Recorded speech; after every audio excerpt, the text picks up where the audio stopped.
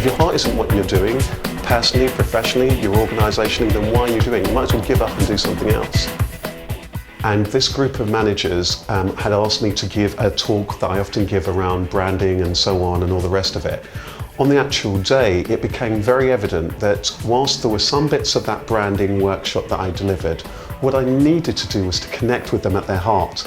This was a group of people who were a network of managers, but it became very evident to me that they were not connecting as deeply and compellingly as they might. So I needed to operate with them on a deeper level than that mind level of here's who I am, this is what I'm doing, and we're just having this nice networking conversation. No, until the moment that they connect with each other as human beings, who they actually are in their lives, what they actually want, they're not going to be able to make any kind of breakthroughs. So I sat with them, I chatted to them, I invited them to chat to each other about their story. And you know, at the end of that, a couple of them, I think the two people around the group said, I found out more about that person from that exercise where they told me their life story than I had in all the time we'd known each other. And for me, this happens time and time again, because what I'm inviting people to do is I'm inviting them to go on a journey of self-discovery. So the challenge I have in my work is to marry the strategic stuff that we think that we want for our team with the stuff that people actually want. And what they actually want is to connect to themselves and what they're doing. And you know what, and I say this to people very overtly, you're only going to get the change that you're wanting to see in your business. You're only going to get the change that you're wanting to see in your organisation.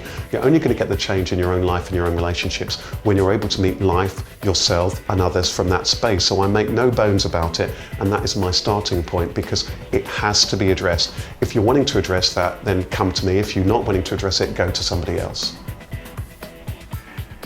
I guess the additional win is that for many people who come to me, for example, if they're business owners or they're in the corporate world, the fact that I understand media, PR, how it is that people need to be to present themselves, to promote themselves in this very commercially focused world that we live in is a useful addition. And the fact that I've got that, if you like, that deeper, some might even say spiritual or heart connection is very useful, so that they know I can work both strategically but on that deeper level, which is very necessary. For me, working with some of these people, you've got to have both. You've got to have both, because you can't be working with, if I'm working with a singer, if I'm working with an entertainer, but I can't connect with them at heart, then or I can't work with them creatively, then I'm missing the very tool that it is that they understand and that they work with.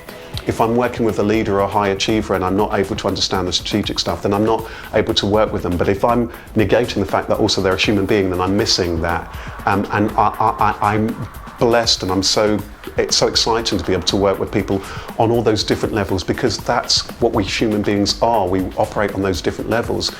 We are doing somebody such a disservice if we're not able to honour all those different aspects of people. And that's what it is that I love, so that people can then reintegrate those different levels of themselves and that they can be themselves in their world and in their work.